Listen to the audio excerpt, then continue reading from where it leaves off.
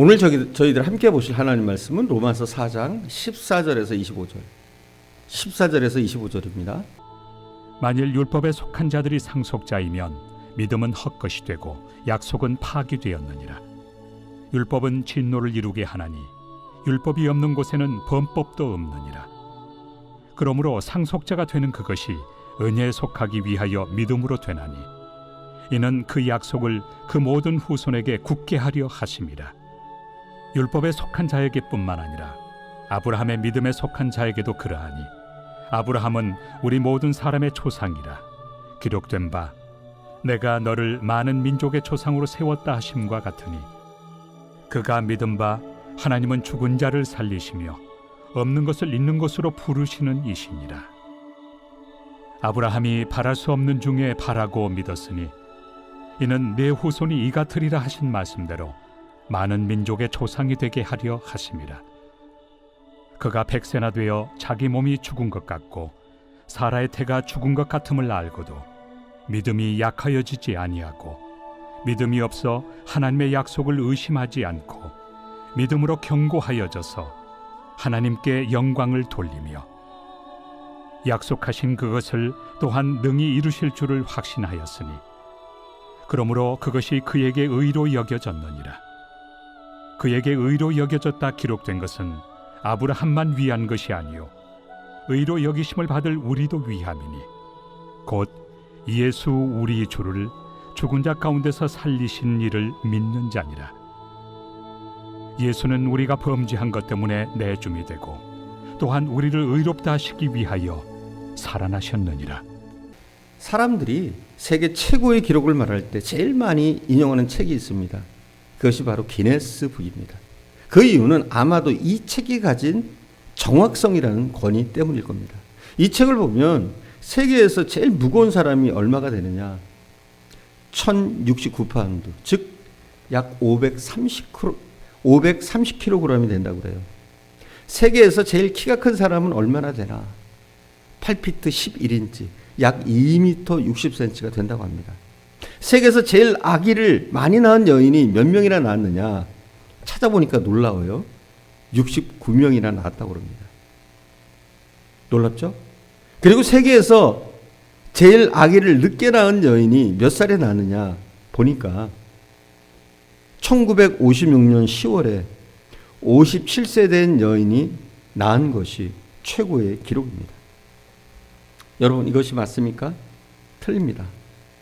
제가 드디어 기네스북에서 틀린 것을 발견했습니다. 누구입니까? 사라입니다. 아브라함의 아내 사레는 90세, 아브라함은 100세에 이삭을 낳았습니다.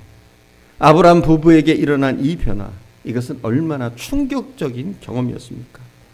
거의 포기했다가 약속한 대로 이삭을 낳게 되었을 때 아브라함에게 일어난 변화 중에 하나는 그가 부활신앙을 갖게 되었다는 것입니다. 요즘 현대 교인들이 점차 부활신앙을 잃어버려 가고 있습니다. 어떤 교인은 제게 와서 이렇게 솔직하게 말하더라고요. 목사님, 저는 부활한다는 것이 믿어지지가 않는데 어떻게 해야 될까요? 하고 자신의 문제를 안타깝게 호소하는 분들도 있습니다. 이처럼 부활신앙을 잃어가고 있는 현대에서 오늘 우리는 본문을 앞에 놓고 중요한 두 가지의 물음을 던지려고 합니다. 첫 번째, 아브라함은 어떻게 이 부활신앙을 갖게 되었을까요? 두 번째, 아브라함에게 있어서 부활신앙은 왜 혹은 무엇 때문에 중요했을까요? 우리는 이 대답을 통해서 어떻게 부활신앙을 소유할 수 있는가? 그리고 오늘날 이 부활신앙이 우리에게 있어서 왜 중요한가? 이 질문에 대해서 우리가 한번 대답해 보고자 합니다. 아브라함에게 있어서 어떻게 이 부활신앙이 형성되는가를 생각해 보겠습니다. 만일 우리 가운데 어떤 사람이 나는 부활을 확실히 믿습니다 라고 부활신앙에 대한 견고한 신앙 고백을 하는 성도들을 만날 수 있다면 그들이 이 부활신앙에 도달하게 된 경로를 조사해 보면 우리는 두 가지의 과정을 일반적으로 추적해 볼 수가 있습니다. 첫 번째, 경험적인 과정을 통해서 우리는 부활신앙을 갖습니다. 두 번째, 논리적인 사색의 과정을 통해서 우리는 이 부활신앙을 갖게 되는 겁니다. 먼저 경험적인 과정은 이것이 무엇을 말하는 것일까요? 경험적인 과정이란 우리가 신앙생활을 하다 보면 어떤 체험을 갖게 됩니다. 그것이 무슨 체험이든 기도의 응답의 체험이든 말씀을 통해서 놀라운 깨달음이 찾아오든 어떤 체험이든 신앙의 체험을 갖게 되면 즉각적으로 우리 마음속에 이런 확신이 생깁니다. 하나님이 살아계시구나. 그리고 살아계신 하나님은 모든 것이 가능하시겠구나. 이런 사실을 믿을 수 있다면 우리는 자연스럽게 부활이라는 놀라운 사실을 수용하게 되는 겁니다. 이것이 바로 경험적인 과정을 통해서 부활신앙을 확신하게 되는 하나의 경로라고 말할 수 있습니다. 또 하나의 경로는 논리적인 과정을 통해서, 즉 생각하는 과정을 통해서 부활신앙에 도달하게 될 수 있습니다.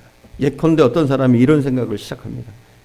죽음으로 모든 것이 과연 끝날까? 이 생각으로 시작하는 거예요. 이 질문이 우리에게 가져다주는 가장 커다란 딜레마가 있다면 이것입니다. 우리가 세상을 살아가는 동안에 많은 경우에 악인이 득세하는 경우를 볼 때가 많습니다. 반면 의인이 고생하고 고난을 당하다가 이 세상에서 모든 것이 끝나는 것들을 보게 됩니다. 이 세상은 모든 것이 이 세상으로 끝난다면 얼마나 억울하겠습니까? 이 세상으로 모든 것이 끝난다면 얼마나 불공평한 세상입니까? 이 불공평을 수정하기 위해서도 내세는 반드시 있어야 합니다. 부활을 통해서 악인이 대접을 받고 득세하는 그 모순은 반드시 시정돼야 한다는 이런 사고를 가지면 부활은 반드시 있어야 한다는 당위성에 우리는 도달하게 됩니다. 이것이 저 유명한 철학자 칸트가 부활신앙을 확신하게 된 경로입니다. 그리스도인들의 경우 성경을 찾아보니까 우리가 하나님은 정말 신실하시다. 그런 거짓말하지 않으신다. 약속한 것은 반드시 성취하신다. 이것을 우리는 깨닫게 됩니다. 그러면 그 하나님이 우리에게 죽음으로 모든 것이 끝나는 것이 아니고 부활이 반드시 있다는 것을 약속하셨다면 그 정직하신 하나님의 그 말씀이 거짓이 될 수 없다는 거죠. 이런 생각하는 과정을 통해서 우리는 부활신앙에 도달할 수가 있습니다. 그럼 본문으로 돌아와서 어떻게 아브라함이 이 부활신앙에 도달했는지를 우리가 살펴보겠습니다. 아브라함에게는 두 가지 과정을 다 찾아볼 수가 있습니다. 첫 번째 경험적인 과정입니다. 아브라함과 사라가 이삭을 얻었을 때 아브라함의 나이는 100세였습니다. 사라는 90세였습니다. 우리가 생물학적으로 보면 그 잉태가 정말로 가능할 수 있겠습니까? 본문 19절을 보겠습니다. 19절. 그가 100세나 되어 자기 몸이 죽은 것 같고 사라의 태가 죽은 것 같음을 알고도 믿음이 약하여지지 아니하고.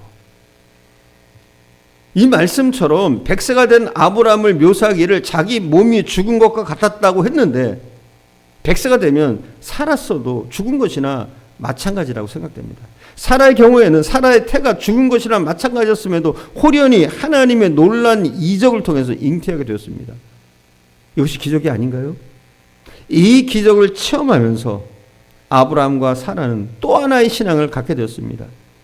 내 안에 죽었던 태, 내 육신도 거의 죽었던 이 상태 속에서 새로운 생명을 잉태한다는 것이 가능할 수 있었다면 우리가 믿고 있는 하나님에 대한 새로운 인식과 능력을 확신하게 되는 겁니다. 이 경험을 통해서 아브라함과 사라 부부는 하나님에 대한 새로운 발견을 하게 되는 겁니다. 17절을 보겠습니다. 기록된 바 내가 너를 많은 민족의 조상으로 세웠다 하심과 같으니 그가 믿은 바 하나님은 죽은 자를 살리시며 없는 것을 있는 것으로 부르시는 이시라. 자, 이 경험을 통해서 아브라함과 사라가 발견한 하나님은 죽은 자를 살리시며 없는 것을 있는 것 같이 부르시는 하나님이신 것을 발견하게 되는 것입니다. 그렇다면 이 경험을 통해서 하나님에게 있어서 부활은 얼마든지 가능하다는 것을 확신하게 되는 겁니다.